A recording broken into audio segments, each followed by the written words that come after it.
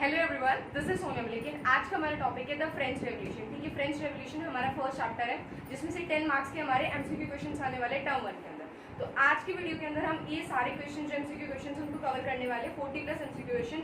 ठीक है, जो हमारे क्रिटिकल एनालिसिस वाले हैं कि किस तरीके से एक लाइन के अंदर से आप इजी क्वेश्चन भी बना सकते हो और सेम पैटर्न को आप टफ क्वेश्चन भी बना सकते हो। ठीक है, so let us start. The very first question is Louis 16 belonged to which family. तो ये चीज हमें पता है 1774 के अंदर, ठीक है, उन्होंने थ्रोन अपनाया था। अब वो किस फैमिली से बिलोंग करते थे? So the options are Austria, Bourbon और बैस्टिली। देखो, ऑस्ट्रिया क्या थी? जहां से उनकी जो क्वीन थी मैरी एंटोनेट उनकी थी। ठीक है, बैस्टिली बेसिकली ये जो है हमारी प्रिजन का नाम था। So the correct option is bourbon. ठीक है, बर्बन फैमिली से वो बिलोंग करते थे। सो next question is what is the currency of France. ठीक है, स्टार्टिंग वाले क्वेश्चंस इजी हैं, ठीक है, करोगे। तो what is the currency of France? France की करेंसी क्या है? रुपी, हमारी इंडियन करेंसी डॉलर। तो डॉलर एंड यूरो दोनों करेंसीज जो यूरोपियन नेशंस की कंट्री है। सो डॉलर तो हमारी यूएस की है एंड यूरो जो हमारी ईयू की है।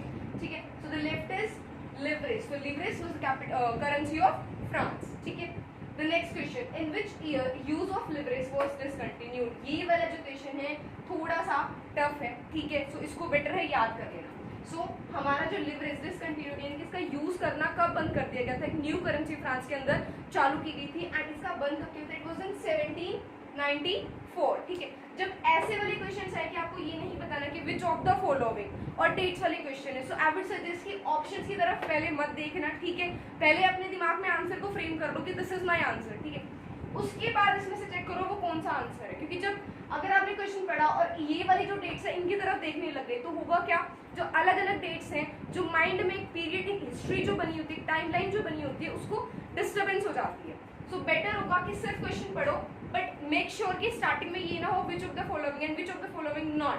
ठीक है, सिर्फ इतना डिफरेंस क्लियर रखना है। So the answer is 1794।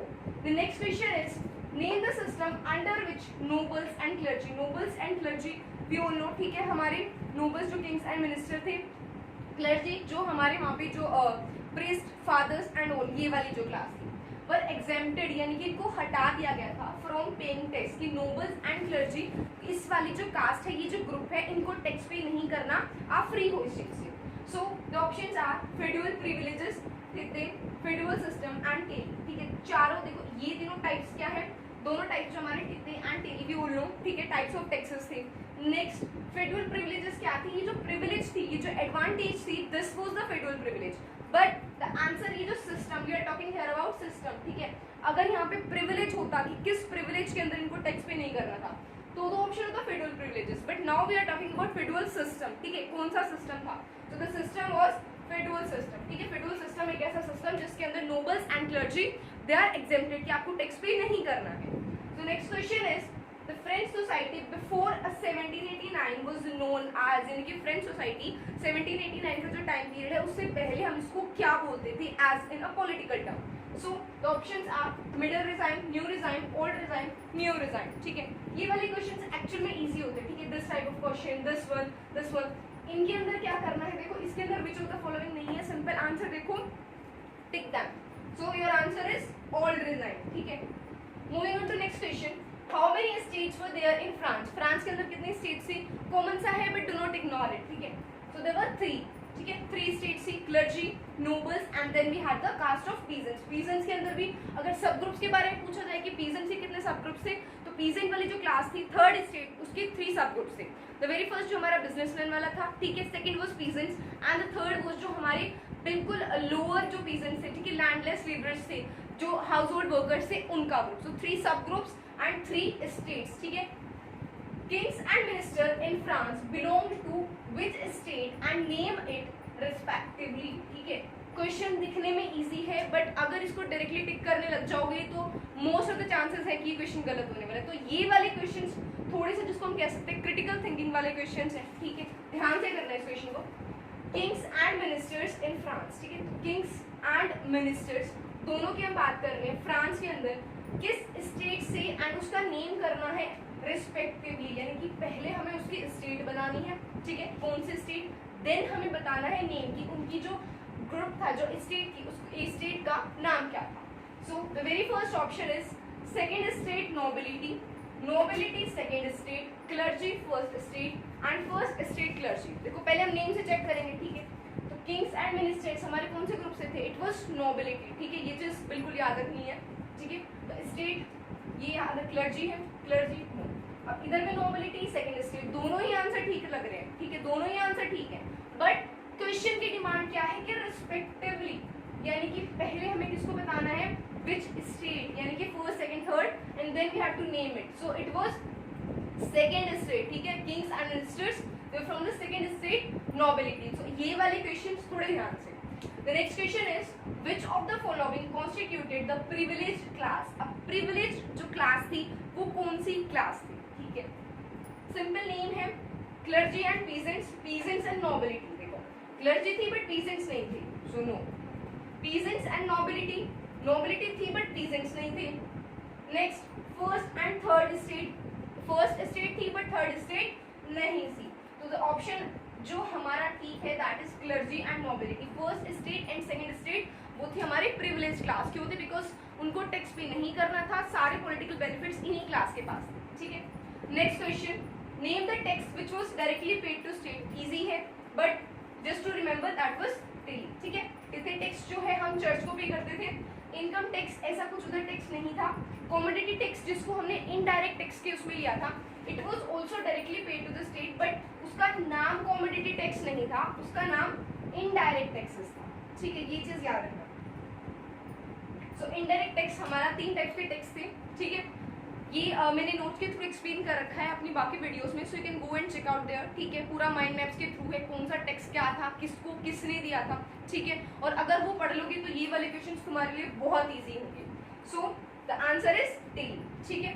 Next, population of France rose from, ये हमें पता है सब्सिस्टेंस क्राइसिस वाले टॉपिक के अंदर है। मेन रीजन था फ्रांस के अंदर रेवोल्यूशन आने का, बिकॉज पॉपुलेशन बढ़ गई थी, ठीक है। पॉपुलेशन बढ़ रही थी, प्रोडक्ट हमारा लो था, ठीक है। तो डिमांड जो है प्रोडक्ट की इंक्रीज हो रही थी बट प्रोडक्शन नहीं थी, तो रिजल्टिंग क्या था, हमारे प्राइसेस इंक्रीज हो गए थे, ठीक है। प्लस जो लेबरर्स थे उनके वेजेस, यानी कि वेजेस क्या होते हैं, उनको जो डेली बेसिस पे जो उनकी इनकम होती है, ठीक है, वो इंक्रीज नहीं हो रही थी। सो उनको डेंजर था, एंड डेंजर किस चीज का था, लाइवलीहुड का। उनको बेसिक जो मीन्स है लाइफ के पूरे नहीं मिल पा रहे थे। सो यहाँ पे कुछ स्टेटिस्टिक डाटा है, ठीक है। तो फ्रांस की जो पॉपुलेशन थी वो कितनी बड़ी, The very first option is this M is million and B is billion. ये चीज याद रखना, मिलियन में है या बिलियन में है। So the very first option is 23 million in 1715. ठीक है, यहाँ तक ठीक है, but 27 million wrong option. Next option 23 billion. Starting में पता चल गया, देखो दिखने में क्या लगेगा 23, 1780, 28, 1780 है, क्योंकि हम इतना याद करते हैं। बट ये मिलियन और बिलियन वाला कंसेप्ट क्लियर रखना है, ठीक है। फॉल्स, 23 मिलियन इन 1715 की वजह से fourth. So the option is, but ये मत करना कि 3 ऑप्शन गलत है तो फोर्थ वाले को टिक कर दो, उसको पढ़ना है, हमेशा चीज ध्यान रखनी है, ठीक है। 23 मिलियन इन 1715, तीनों चीजें ठीक है। 28 million 1789, so the option B is your correct option, ठीक है। Moving on to next, name the currency in which tithes was paid in France, ठीक है। सो इसका आंसर मेरे को जरूर बताना, ठीक है। ऑप्शन क्या है? So the next question is name the currency in which Thithé tax was paid in France. ये थोड़ा सा डिफिकल्ट क्वेश्चन है, ठीक है, सो ध्यान से।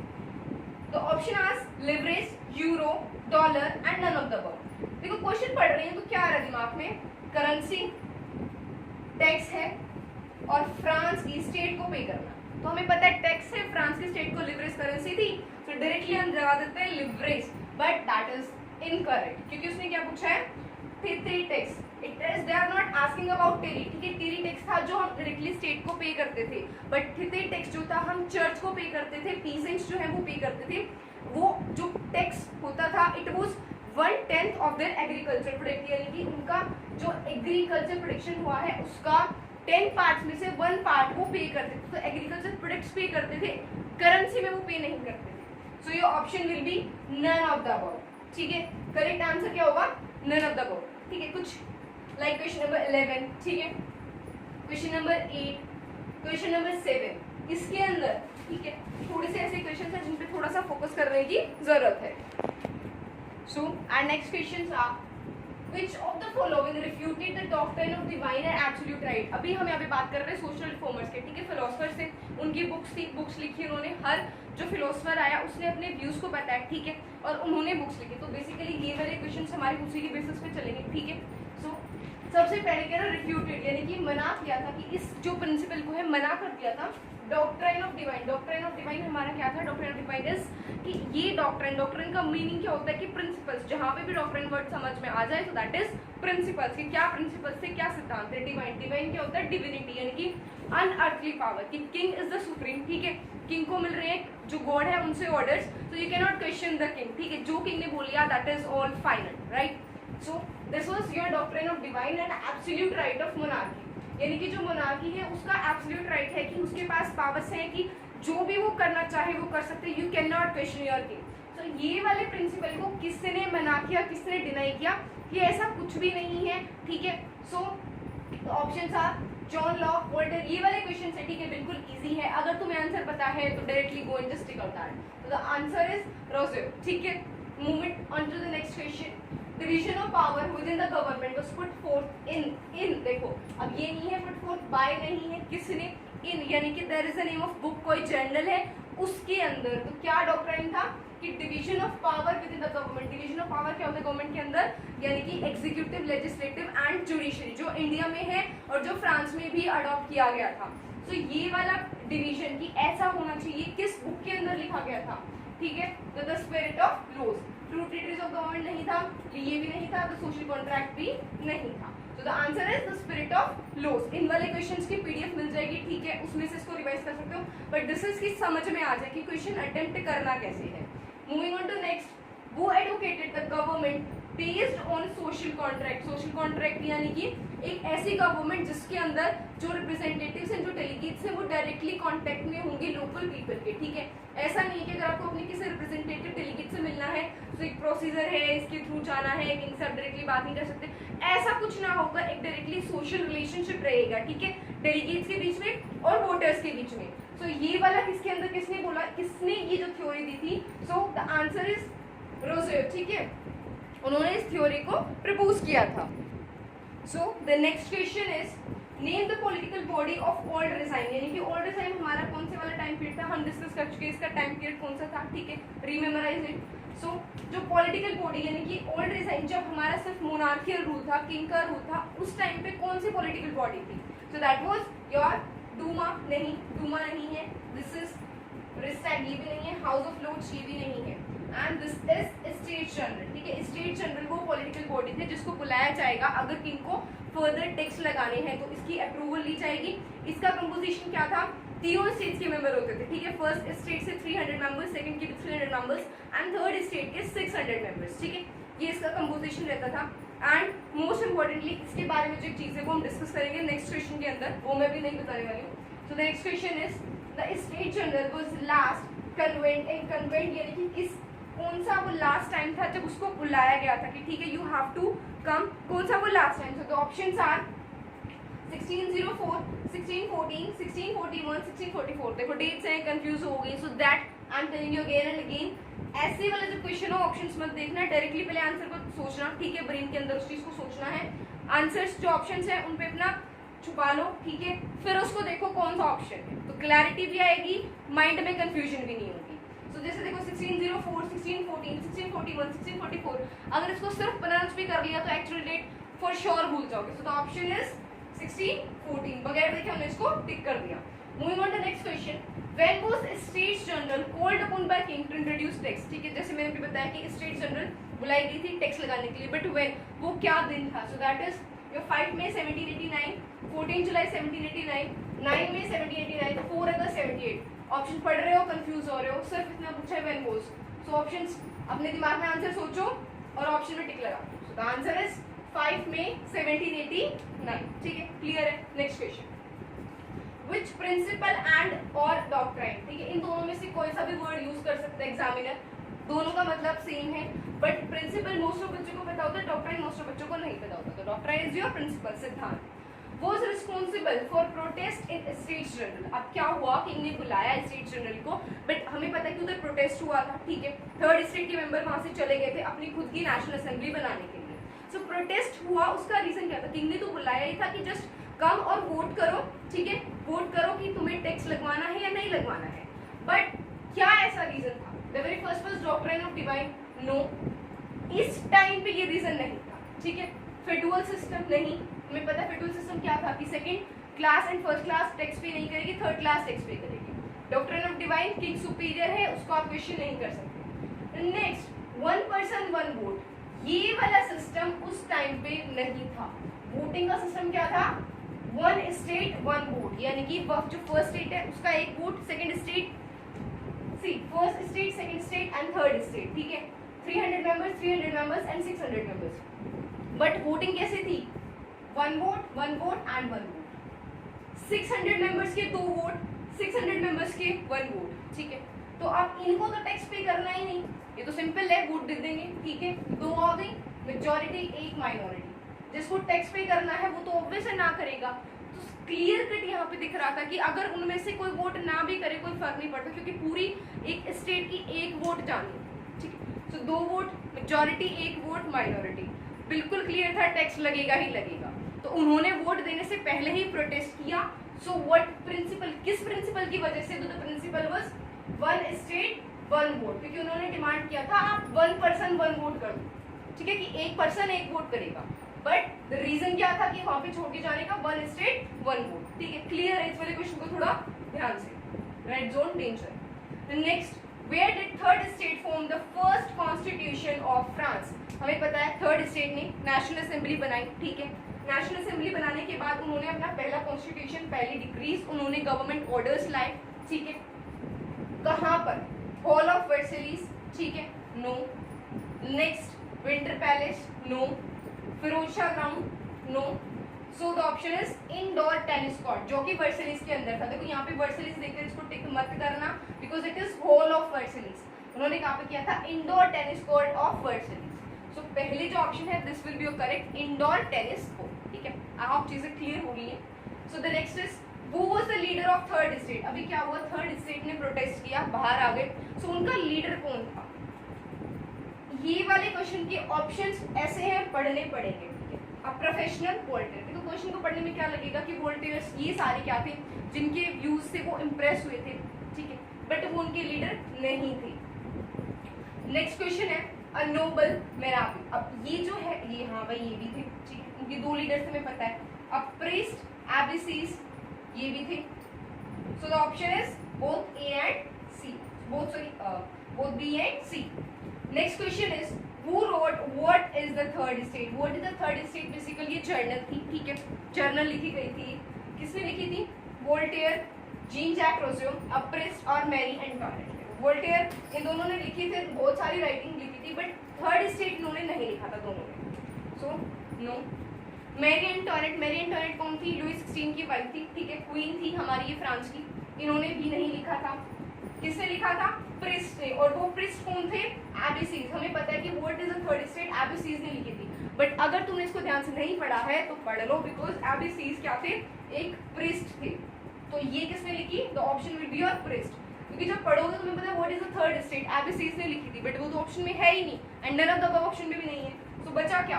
अ प्रिस्ट, ठीक है। ऐसे वाले क्वेश्चंस में ऑप्शन पढ़ने जरूरी है। दिस इज व्हाट जो आपके क्वेश्चन को क्रिटिकल थिंकिंग वाला क्वेश्चन बना देता है, ठीक है। जो हमें लगता है कि ये तो एग्जाम में आउट ऑफ सिलेबस है, एक्चुअल में बच्चों को ऐसा लगता है कि ये क्वेश्चन आउट ऑफ सिलेबस है, बट वो होते नहीं है। जस्ट सिंपली वो एक लाइन को मोल्ड करके अगर आपको दे दिया, ठीक है, सो वो आपको आउट ऑफ सिलेबस लगता है। अगर थोड़ा सा इस तरीके से पढ़ोगे नहीं लगेगा for sure. The next question is when was Bastille destroyed? Bastille हमारी क्या थी? इट वाज फ्रांस के अंदर प्रिजन थी। इसके साथ एक और है स्टोरी।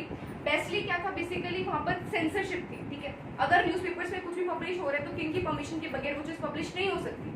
अगर पब्लिश हुआ तो आपको जो लॉ ऑफ सेंसरशिप है उसको आपने तोड़ा है, उसके लिए आपको बेस्टिली के अंदर यानी कि वहां के प्रिजन के अंदर डाला जाएगा, जिसको उन्होंने तोड़ दिया था, डिस्ट्रॉय कर दिया था, एंड सिर्फ 7 ही वहां से कैदी निकले, 7 प्रिजनर्स थे।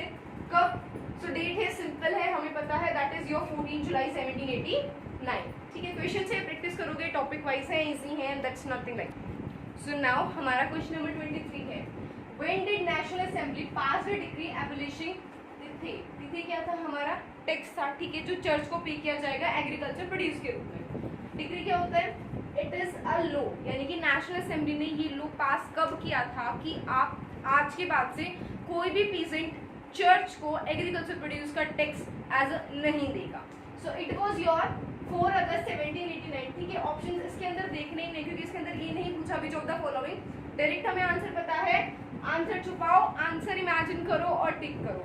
तो इससे क्या होगा, टाइम भी बचेगा और कंफ्यूजन भी नहीं होगी। Next question is when did France become constitutional monarchy. Constitutional monarchy यानी कि जब किंग की पावर्स को कॉन्स्टिट्यूशन के अंदर लिमिट किया जाता है। ठीक है, कॉन्स्टिट्यूशन सेटअप हो जाता है कि किंग भी है एंड कॉन्स्टिट्यूशन भी है। सो दैट ये वाली जो टर्म होती है that is your constitutional monarchy. ठीक है, कॉन्स्टिट्यूशनल मोनार्की वाली टर्म है। ठीक है, it was in 1791। Directly option देखो एंड टिक करो 1791। Next is who were allowed to vote in the elections of France। किसको परमिशन मिली थी कि ठीक है आप फ्रांस के इलेक्शंस के अंदर वोट कर सकते हो। सो it was your passive citizens, नहीं। फर्स्ट एंड सेकंड स्टेट, नहीं। ठीक है, बिकॉज सिर्फ only first and second state थोड़ी ना थी। ठीक है, नेक्स्ट आप देखो active citizens and this is also your active citizen. ठीक है, पढ़ने में दोनों सेम लग रही है बट डिफरेंस क्या है, कौन से ऑप्शन को टिक किया जाए। सो यहाँ पे ऑप्शंस को ध्यान में देखने की जरूरत है। देखो स्पेलिंग देखो, IVE active and this is your active citizen, क्योंकि फ्रांस के अंदर अगर इसको मैं टर्म करूंगी तो this is your French word, this is your English word. So the answer is active citizen. ठीक है, IVE वाला जो हमारा ऑप्शन है this will be your answer. Moving on to next, What was the age requirement for women to vote? कि women के लिए as requirement क्या थी। देखो हमने ये पता है, ठीक है, एज रिक्वायरमेंट वोट की हमारी कितनी थी, 25 इयर्स। तो क्या 25 इयर्स आंसर ठीक होगा? Think about it. ऐसे वाले क्वेश्चन से क्रिटिकल थिंकिंग, क्योंकि हमने क्या देखा, age requirement in France to vote, क्या लगा देंगे सीधा 25, but that is wrong because उसने क्या पूछा है, वुमेन की। सो ना वो 24 इयर्स थी, ना वो पैसिव सिटीजन थी, नन ऑफ द अबव, क्योंकि विमेन को वोट करने की परमिशन नहीं थी। पैसिव सिटीजन्स भी एक तरीके से हम यहाँ पे लगा देंगे, हमने कहा कि विमेन, चलो थोड़ा और आगे जिसने सोच लिया वो लगा देगा पैसिव सिटीजन्स की, विमेन तो पैसिव सिटीजन थी। बट क्वेश्चन पूछ रहा है एज रिक्वायरमेंट कितनी थी। ठीक है, क्वेश्चन को समझो, ये नहीं हमें ये नहीं दिखाना एग्जामिनर को कि मेरे को कितना आता है। क्वेश्चन एग्जामिनर ने पूछा क्या, उसने पूछा एज रिक्वायरमेंट, तो इनमें से तो कोई सी भी नहीं, बस simple answer is your none of the above. ठीक है, ये वाले क्वेश्चंस होते हैं which is your critical thinking, इस सिचुएशन को आप किस तरीके से देख रहे हो। ठीक है, कितना उसका एनालिसिस आप कर रहे हो। Moving on to next, what did broken chain symbolize. देखो हमारे कुछ पॉलिटिकल सिंबल्स थे, तो उसके अंदर ब्रोकन चेन जो है हमारा क्या सिंबलाइज कर रही थी, royal power, no. Strength lies in unity, नहीं, बिकॉज रिमेंबर स्ट्रेंथ वाला हमारा क्या था, बंडल्स जो एक एरो रिप्रेजेंट कर रहे थे, that was your strength lies in unity. Next, act of becoming free, yes exactly this was your answer, act of becoming free, कि now you are free। moving on to next, national anthem of France, यही से दूसरा question बन रहा है कि what is the national anthem of France। so this is your masterpiece, basically ये एक सॉन्ग था जब हमारे जो लोकल पीपल थे, जब वॉलेंटरली उन्होंने पार्टिसिपेट किया था अगेंस्ट ऑस्ट्रिया, तो जब वो वहाँ पर घूमते, ट्रूप्स एज ए जाते, ठीक है, रैली करते, तो उस टाइम पे ये गाने गाते थे कि ठीक है एक फीलिंग आए नेशनलिज्म की, एक एंथुजियाज्म वाली फीलिंग आए, उसके लिए वो ये सॉन्ग गाते थे। और लेटर ऑन इसको फ्रांस का नेशनल एंथम बना दिया गया था। तो अगर डायरेक्ट क्वेश्चन आता है तो what was the national anthem of France, we know the answer, right. So was composed by, किसने इसे लिखा था, किसने इसको कंपोज किया था, was it Rousseau, Napoleon, Locke और Robert G Elisley. So the answer is A. ठीक है, from where did Jacobin club got its name. Jacobin club हमें पता है पॉलिटिकल जो क्लब था, कहाँ से उसको अपना नेम मिला था। बिल्कुल देखो ऑप्शन समझने हैं, ठीक है, और बिल्कुल इजी है। Convent of saint Stephen in France, नहीं। कन्वेंट ऑफ सेंट, इतना देख के मत लगा देना, convent of saint Jacob in Paris is your answer. ठीक है, moving on to next, who was the leader of Jacobin club. Jacobin club का लीडर कौन था, ठीक है, सेंट क्लूटोस, नहीं, ये उन्हीं का नाम था। Conservatives, no. रेवोल्यूशनरीज, वो थे रेवोल्यूशनरीज बट उनके लीडर नहीं थे, तो the leader was Maximilian Robespierre, जो बाद में इसकी गवर्नमेंट के भी लीडर बने थे। Moving on to next, who were sans culottes people. अब ये कौन थे, हमें पता है ये वो थे जैकोबिन क्लब के मेंबर्स थे, ठीक है, जो नी ब्रिजेस, इस वर्ड का मीनिंग क्या था, those without knee breeches. So ये कौन थे, members of national assembly, no. Political activist थे, बट क्या था, ये जितने भी हमारे पॉलिटिकल क्लब के मेंबर थे, बट स्पेसिफिकली जो ये सैंस क्लूटोस थे, ये किसके लिए यूज किया गया था, ये चीज ध्यान रखें, मेंबर्स ऑफ जैकोबिन क्लब। ठीक है, दो ऑप्शन टिक लगाने की पॉसिबिलिटी रहती है, political activist and members of Jacobin club. But उसने क्या पूछा है, स्पेसिफिकली पूछा है कि सैंस लुटर्स कौन थे। वो मेंबर थे, एक पॉलिटिकल ग्रुप के थे, रेवोल्यूशनरीज भी थे, बट एट प्रायोरिटी वो कौन थे, मेंबर्स ऑफ जैकोबिन क्लब। ठीक है, थोड़ा सा ध्यान से। Moving on to next, name the legislative assembly of France in 1792। 1792 के अंदर फ्रांस की लेजिस्लेटिव असेंबली का क्या नाम रखा गया था। रिमेंबर, पहले states general, then we had national assembly, and finally जब रोबेस्पियर की डेथ कर दी गई थी उसके बाद इट वाज योर कन्वेंशन। ठीक है, इसको याद कर लेना, तीनों फॉर्म्स कौन सी किसके बाद कैसे आई। So now last few of the questions. ठीक है, the question number 34 says when was France declared republic. ठीक है, इजी सा क्वेश्चन है, इंपॉर्टेंट है, बट डेट मोस्ट प्रोबेबली भूल जाओगे, so इसको थोड़ा याद रख लेना। ठीक है, when was France declared republic. So जो फ्रांस हमारा रिपब्लिक नेशन, इसका सिंपल आंसर है विच ऑफ द फॉलोइंग नहीं है, व्हेन वाज है तो इन दिमाग में क्वेश्चन इमेजिन करना है answer, and the answer is your 4 अगस्त 1792 के अंदर फ्रांस को एज अ रिपब्लिक, यानी कि हमने जैसे स्टडी किया था कि किस तरीके से पहले मोनार्की से हमारा constitutional monarchy and then finally republic, और आगे हमने देखा इस चैप्टर के अंदर कि रिपब्लिक से कैसे फाइनली नेपोलियन ने अपना कंट्रोल करके अगेन एक डिक्टेटर आके बैठ गया था। ठीक है, सो इसका अगर समझना है तो मेरी वीडियो है, उसके अंदर मैंने नोट्स के थ्रू, हैंड रिटन नोट्स है, ठीक है, माइंड मैप्स के फॉर्म में है, उसके थ्रू से एक्सप्लेन किया है, so you can go and check out that. ठीक है, so next question is which palace was stormed on 10th of August 1792, यानी कि 10th of August 1792 के अंदर कौन सा पैलेस जो है हमारा डिस्ट्रॉय कर दिया गया था। तो दैट वाज ट्यूरिस्ट, डेट याद रखना। ठीक है, कौन से पैलेस की हम बात कर रहे हैं। Next question is what was the age for elections in 1792 onwards. 1792 onwards पे क्या एज सिलेक्ट कर दी गई थी इलेक्शंस के लिए।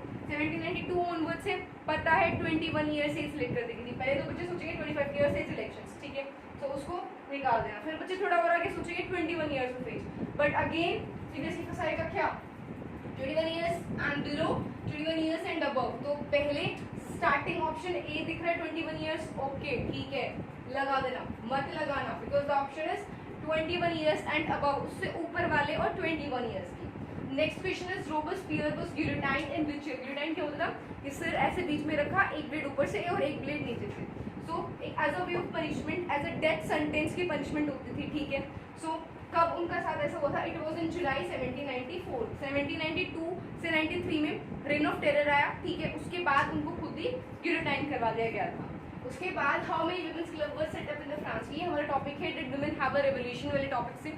ठीक है, उसके अंदर अब वुमेन ने क्या किया था, उन्होंने अपने पॉलिटिकल क्लब सेटअप करने स्टार्ट कर दिए थे। सो कितने क्लब्स बने थे, इट वाज 60। ठीक है, 60 क्लब्स उन्होंने बना दिए थे। फिर इसके अंदर कुछ और हैं जो हमारे इंपॉर्टेंट क्लब्स क्या थे।